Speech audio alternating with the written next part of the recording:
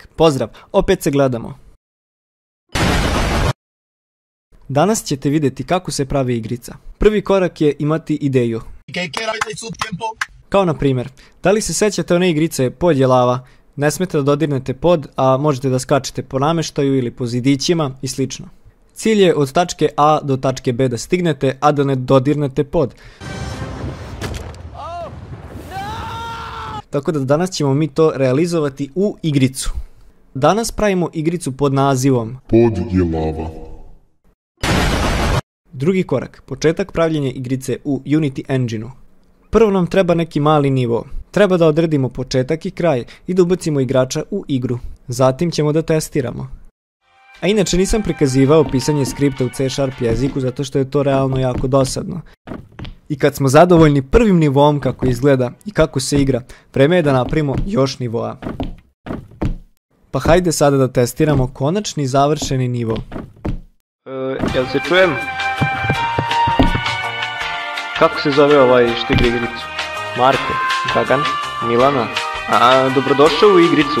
Danas ćemo da te testiramo. Šta god radio, ni slučajno nemoj da dotakneš lavu.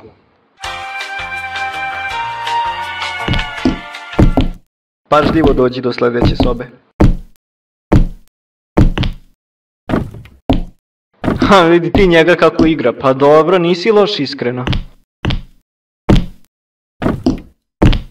Pa izgleda da su ove prepreke za tebe lake, morat ćemo da ti otežamo.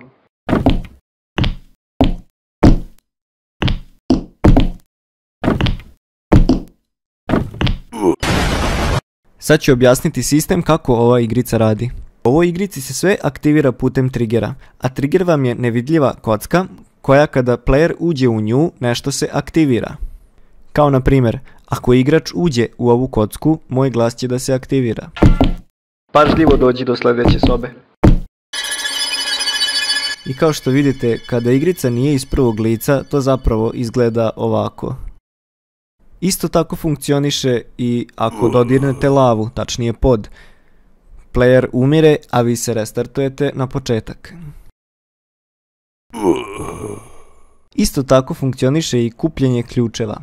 Kada igrač dotakne trigger, on pokupi ključ. Kada pravimo nivo, modele možemo skinuti sa interneta. I svaki model koji skinete sa interneta u Unity možete ga povećati, smanjiti, pomeriti gdje god želite, rotirati i tako dalje. Ovu igru ćete moći sami da igrate uskoro. Nije još izašla, ali do kraja 2023. godine će da izađe. Na Google Play Store prodavnici i zvaće se Pod je lava. Pišite mi u komentare da li bi vi voljeli da pravite igrice. Vidimo se u nekom od sljedećih klipova, a do tada...